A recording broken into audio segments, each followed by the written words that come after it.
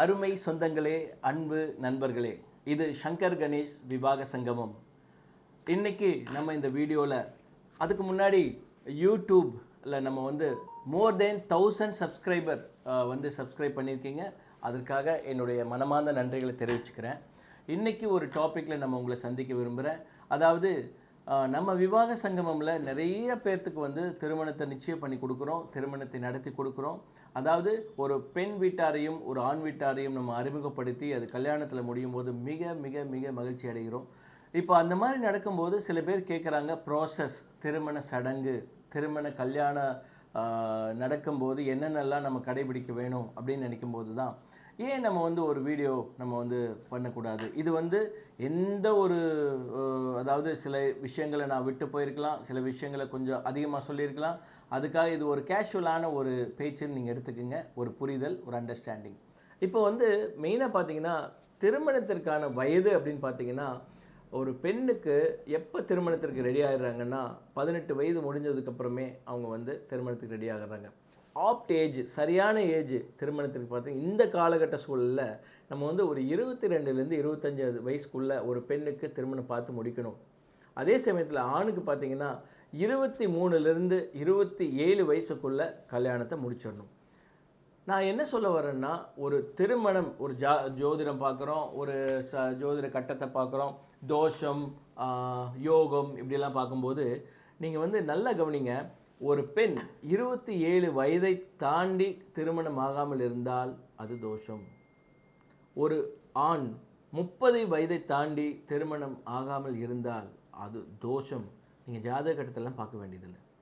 So நீங்கள் தயவு செய்து ஆண் வீட்டாராகட்டும் பெண் வீட்டாராகட்டும், பெண்ணுக்கு 27 வயசு தாண்டக்கூடாது, ஆணுக்கு 30 வயசு தாண்டக்கூடாது. எத்தனை பணம் சம்பாதிச்சாலும் சரி, வேலைகள் இருந்தாலும் சரி, படிப்புகள் இருந்தாலும் சரி, திருமணம் ஆயிரங்காலத்து பயிர். அது அந்தந்த டைமில் நடக்கணும். ஒரு ஆணாகட்டும் பெண்ணாகட்டும் ஒரு டேர்னிங் பாயிண்ட், ஒரு வாழ்க்கையோட முழுமை பெறுவது திருமணத்தில் தான் இருக்குது. அந்த திருமணம் எப்படியெல்லாம் எவ்வளோ பெரிய ப்ராசஸில் நடக்குது அப்படிங்கும்போது மிக மிக ஒரு அற்புதமான நிகழ்வு. அதாவது விவாக வைபோகம், திருமண வைபோகம், சடங்குகளும் சம்பிரதாயம் நிறைய இருக்கக்கூடிய ஒரு விஷயங்கள். அது ரொம்ப அழகாக அற்புதமாக நம்ம பார்க்கலாம். என்னென்னலாம் அந்த சம்பிரதாயங்கள் இருக்குது, சடங்குகள் இருக்குன்னு இப்போ பார்க்கலாம். அதாவது ஒரு ஆண் தன்னுடைய முழுமையை எப்போ அடைகிறான் அப்படின்னு பார்த்தீங்கன்னா, ஒரு திருமணம், தன்னுடைய எத்தனை படிப்புனாலும் வேலைனாலும் அவனுக்கு மேரேஜ் அப்படிங்கிற ஒரு திருமண பந்தத்தில் தான் அவன் ஒரு முழுமை அடைகிறான். அதுக்கு மேலே ஒரு பெண் தன்னுடைய பெண்ணுங்கிற இடத்துலேருந்து ஸ்தானத்துலேருந்து சுமங்கலியாகவும் தாயாராகவும் மாறுது இந்த திருமணத்தில் தான். ஸோ இந்த ஒரு டேர்னிங் பாயிண்ட் நம்மளுடைய லைஃப்பில் நடக்கிறது திருமணத்தில் தான். ஆனால் அதே சமயத்தில் திருமணம் அப்படின்னு சொல்லும்போது பார்த்தீங்கன்னா 1000 காலத்து பயிர்னு சொல்கிறோம். அதே சமயத்தில் திருமணத்தை பண்ணிப்பார் வீட்டை கட்டிப்பார்னு சொல்கிறோம். வீட்டை கூட கட்டிடலாம், ஆனால் திருமணத்தை நடத்துறதுங்கிறது சாதாரண விஷயம் கிடையாது. அதுக்கப்புறம் ஒன்ஸு ஒரு பெண் ஒரு ஆண் திருமணத்திற்கு ரெடி ஆகும்போது, அவங்கள இணைக்கும்போது எத்தனை விஷயங்களை நம்ம கவனிக்கணுங்கிறது உங்களுக்கு எல்லாத்துக்கும் தெரியும். மாமா, அத்தை, சித்தி, சித்தப்பா, அதாவது பெண்ணுடைய அக்கா, அண்ணன், எத்தனையோ விஷயங்கள். இது நிறைய பந்தங்களுடைய உணர்ச்சிகளுடைய உச்சகட்டம் அப்படின்னு சொல்லலாம். இந்த பந்தம் எப்படியெல்லாம் நடக்கணும் அப்படின்னு பார்க்கும்போது அந்த ப்ராசஸ் எப்படி நம்ம கேஷுவலாக டிஸ்கஸ் பண்ணுவோம். இப்போ விவாக சங்கமனுடைய சங்கர் கணேஷ் ஒரு சின்ன ஒரு ப்ராசஸை ஜஸ்ட் ரீகால் பண்ணுறோம். உங்களுக்கு தெரிஞ்ச விஷயமா கூட இருக்கலாம். முதல்ல ஒரு பெண் வீட்டார் ஆண் வீட்டார் பொண்ணையும் பையனும் பார்க்குறாங்க. அதுக்கப்புறம் பொண்ணும் பையனும் பேசுகிறாங்க. இதுதான் பையன், இதுதான் பொண்ணு, இவங்க தான் கல்யாணத்துக்கு ரெடி ஆகிறாங்கன்னு தெரிஞ்சதுக்கப்புறம் என்னென்னலாம் நடக்கும். இதுதான் இந்த கான்செப்ட்டுங்க. எப்படின்னா முதல்ல ஒருத்தர் ஐடென்டிஃபை பண்ணிவிட்டு, நான் தான் உனக்கு மாப்பிள்ளை, அதாவது எலிஜிபிள் பேச்சுலருங்கிற பொசிஷன்லேருந்து he is ready for marriage. அந்த பையன், அந்த பொண்ணு தன்னுடைய கன்னி பருவத்திலேருந்து ஒரு தாயா, ஒரு மனைவியா, ஒரு எத்தனையோ பொசிஷன்ஸ் இருக்குது பாருங்களேன். மருமகள், ஒரு மனைவி, ஒரு அம்மா, இப்படி ஒரு ப்ராசஸில் அந்த ஒரு சூழலுக்கு உள்ளுக்குள்ளே போகிறாங்க. இந்த விஷயத்தில் நடக்கிற அந்த ப்ராசஸ் பார்த்துட்டிங்கன்னா, ஒன்ஸ் மேரேஜ் டேட், அது முகூர்த்த நாள் குறிப்பிடுறது. அதாவது ஒருத்தர் ஆணும் பெண் வீட்டார் போய் ஒரு ஜோதிடர்கிட்ட போய் இந்த நாள் என்கேஜ்மெண்ட் உறுதி செய்யப்படுகிற நாள், இந்த நாள் முகூர்த்த அதாவது கல்யாண நாள், திருமண நாள் அப்படின்னு அவரோட ராசிப்படி, அவரோட நட்சத்திரத்துப்படியும் சரி, அந்த பொண்ணோட பையனோட நட்சத்திரத்துப்படி, அவங்க வீட்டாருடைய நட்சத்திரம் ராசிப்படி எல்லாம் ஒரு நல்ல சூழல் இருக்கிற ஒரு டேட்டா நம்ம ஃபிக்ஸ் பண்ணுறோம். அப்புறம் என்னங்க, கல்யாணம் ஃபிக்ஸ் ஆகிடுச்சு. அதுக்கப்புறம் என்ன பண்ணலாம்? தென் திருமண பத்திரிக்கை, அதாவது ஒரு பத்திரிக்கை ரெடி பண்ணணும். அதுக்கப்புறம் அந்த பத்திரிக்கையில் யார் யார் பேரெல்லாம் போடணும், அதாவது ஒரு வெட்டிங் இன்விடேஷனில் வந்து எப்படி டிசைன் பண்ணுறது, எவ்வளோ பிரம்மாண்டமாக அதில் கொடுக்கறது அப்படிங்கிற திங்கிங் ப்ராசஸ் நடக்கும். அதே சமயத்தில் வந்து பார்த்திங்கன்னா திருமண டேட் மட்டும் ஃபிக்ஸ் பண்ணால் பத்தாது. இன்விடேஷன் அடிக்கிறதுக்கு முன்னாடி எங்கே நடக்குது அதை முதல்ல புக் பண்ணுங்கள். மண்டபம் கிடைக்கலையே அப்படிங்கிற ஒரு கவலை இருக்கும். எந்த மண்டபத்தில் வச்சா நல்லாயிருக்கும் அப்படிங்கும்போது அந்த டேட் கிடைக்கணும் நமக்கு. ஸோ நம்ம அடித்து பிடிச்சி போய் எந்தெந்த மண்டபங்கள்லாம் அந்த டேட்டில் வேக்கன்சி இருக்குதுன்னு பார்த்து ஒரு அழகான அற்புதமான ஒரு மண்டபத்தை, சத்திரத்தை, திருமணம் நடத்தக்கூடிய அந்த இடத்த நம்ம ஃபிக்ஸ் பண்ணுறோம். அந்த திருமணம் டேட் ஃபிக்ஸ் பண்ணதுக்கப்புறம், ஒரு மண்டபத்தை ஃபிக்ஸ் பண்ணதுக்கப்புறம், என்கேஜ்மெண்ட் அண்ட் மேரேஜ் உறுதி செய்கிறது. என்கேஜ்மெண்ட் டேட்டு வேறு, மேரேஜ் டேட் வேறு. சில சமயங்களில் திருமண நாளுக்கே அந்த முகூர்த்தம் நிச்சயப்படுறது, நிச்சய நாள் அப்படின்னு சொல்லி முந்தின நாள் வைக்கிறாங்க. இந்த திருமண ப்ராசஸில் அதுக்கு அடுத்தது என்ன? முகூர்த்த புடவை எடுக்கிறது. இந்த முகூர்த்த புடவைங்கிறது பார்த்திங்கன்னா சில பேர் 3 லட்சத்தில் எடுக்கிறாங்க, சில பேர் 30,000 எடுக்கிறாங்க, சில பேர் 3,000 எடுக்கிறாங்க. இது வந்து அவங்கவுங்கள வசதிக்கு ஏற்ற மாதிரி திருமண புடவை, அதாவது முகூர்த்த புடவை பெண்ணுக்கு எடுக்கிறது. அதே சமயத்தில் ஆணுக்கும் வேஷ்டி சட்டை எடுக்கிறது. இது வந்து ஒரு ஃபங்க்ஷனாகவே நடத்துகிறாங்க. நிறைய வீட்டில் பார்த்திங்கன்னா ஒவ்வொரு ஏரியாவுக்கு ஏற்ற மாதிரி, இடத்துக்கு ஏற்ற மாதிரி, அவங்களோட கல்ச்சருக்கு ஏற்ற மாதிரி அதை பண்ணுறாங்க. ஸோ முகூர்த்த புடவை எடுத்துகிட்டு தடபுடலாக கூட்டமாக போய் ஒரு அருமையான ஒரு கடைகளில், புடவை கடைகளில் மங்களகரமாக அந்த முகூர்த்த புடவை செலக்ட் பண்ணி அது வந்து கூரப்புடவை என்று சொல்வார்கள். அந்த கூரப்புடவை விரித்து அந்த பொண்ணு வந்து அதில் மங்களகரமான பொருட்களை வச்சு தன்னுடைய சொந்தக்காரங்களுக்கு சில இந்த மஞ்சள், குங்குமம், பழம் இது மாதிரி கொடுக்கறது, தேங்காய் இது கொடுக்குறது, அது ஒரு ப்ராசஸ். இதுக்கப்புறம் என்னென்னா பத்திரிக்கை அடித்ததுக்கப்புறம், முகூர்த்த புடவை எடுத்ததுக்கப்புறம், நம்ம வந்து கல்யாண மண்டபம் ஃபிக்ஸ் பண்ணதுக்கப்புறம் பொன் உருக்குதல் அப்படிங்கிற ஒரு ஃபங்க்ஷன் நடக்குது. அது என்ன பொன் உருக்குதல் அப்படின்னா தாலி. ஒரு மங்களகரமான ஒரு விஷயம் வந்து பார்த்திங்கன்னா பொன் உருக்குதல்.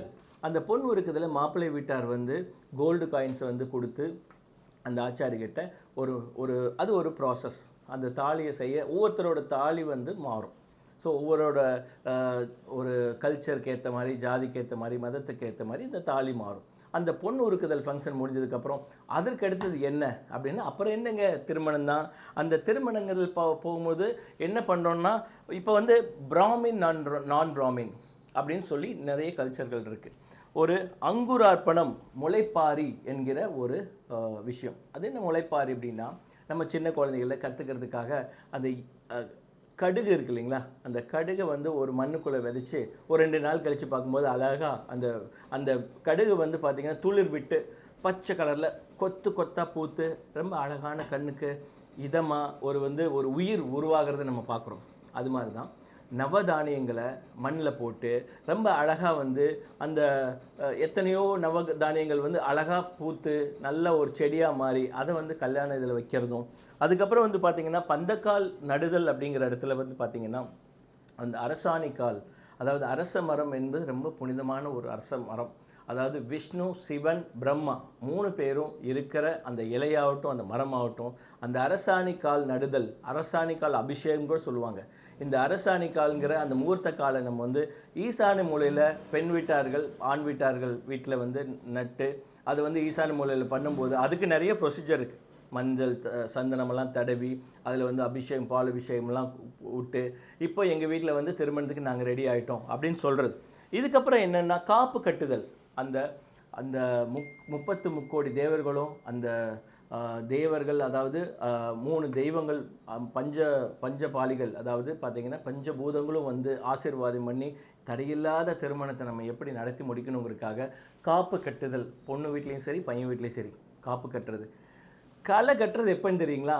திருமணத்துக்கு பந்தக்கால் நடுறது தவிர அந்த மண்டபத்திற்குரிய முகப்பு, அதில் வந்து பார்த்திங்கன்னா வாழை, தென்னை, பனை, அப்புறம் வந்து அரச மரம், நிறைய பாக்கு வாழையடி வாழையாக இந்த வந்து குடும்பம் வந்து செழிக்கணுங்கிறதுக்காக அந்த வாழை மரத்தை கட்டுறாங்க, தென்னை மரத்தை கட்டுறாங்க. இப்படி வந்து மா இலைகளை தொங்க விட்டு அருமையான ஒரு முகப்பை அமைக்கிறாங்க. இப்படி ஒரு என்ட்ரன்ஸை ரெடி பண்ணதுக்கப்புறம் நிறைய ப்ராசஸ் இருக்குங்க. அதாவது பார்த்தீங்கன்னா ஒரு பெண் தன்னுடைய ஒரு எத்தனையோ கற்பனைகளோடு அந்த மண்டபத்துக்கு வர்றாங்க. அதில் இருக்கிற 1 2 3 ப்ராசஸ் தான் அம்மி மிதிக்கிறது, அருந்ததி பார்க்கறது, காசி யாத்திரை செல்வது. இந்த மாதிரி ஒவ்வொரு சில விஷயங்கள்லாம் சொல்லிகிட்டே போகும்போது ஒவ்வொருத்துக்கும் ஒவ்வொரு தாற்பயங்கள், ஒவ்வொருத்தர் விஷயத்துலையும் பார்த்தீங்கன்னா ஏதோ ஒரு காரணத்திற்காக முன்னோர்கள் வழிவகுத்த ஒரு சடங்குகள் சொல்லலாம். இந்த திருமண சடங்குகளில் 3 விஷயத்தை ரொம்ப ரொம்ப அதாவது ஃபோக்கஸ்டாக நம்ம தெரிஞ்சுக்கணும்.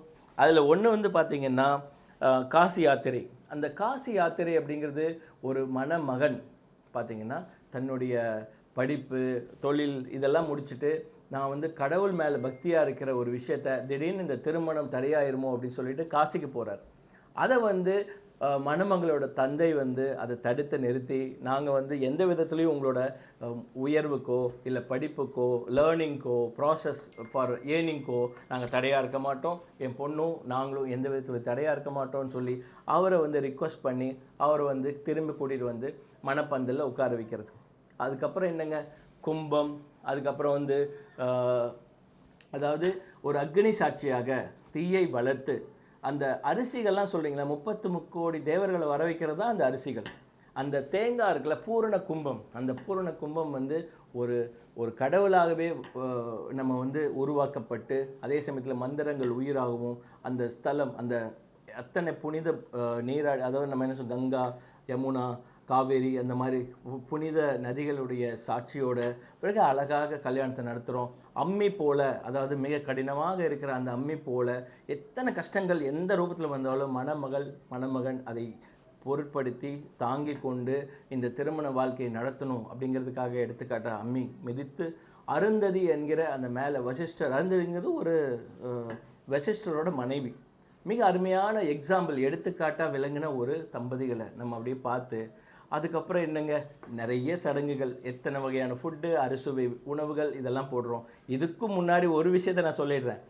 பொண்ணோட அண்ணனுக்கு வந்து பையன் வீட்டார் வந்து ஒரு மோதிரமோ இல்லை ஒரு கிஃப்டோ கொடுத்து அவரை வந்து மாப்பிள்ளை துணையாக அக்செப்ட் பண்ணுறது, தாய் மாமன் வந்து புடவை எடுத்து கொடுக்கறது, இது மாதிரி நிறைய விஷயங்கள் இருக்குது. அதுக்கப்புறம் மட்டுமா கல்யாண தாலி கட்டினதுக்கப்புறம் அதுக்கப்புறம் என்ன நடக்கணும், கல்யாண தாலி கட்டினதுக்கப்புறம் விளையாட்டுகளும், அந்த பெண்ணும் ஆணும் வந்து ஒரு மோதிரத்தை வந்து ஒரு குடத்தில் போட்டு அதை எடுக்கிறதும், அந்த தேங்காயை உருட்டி விடுறதும், அதுக்கப்புறம் சட்டரசம் பரிமாறுதலும், சொதி சாப்பாடு சில ஒவ்வொரு முறைகளில் மாறும்.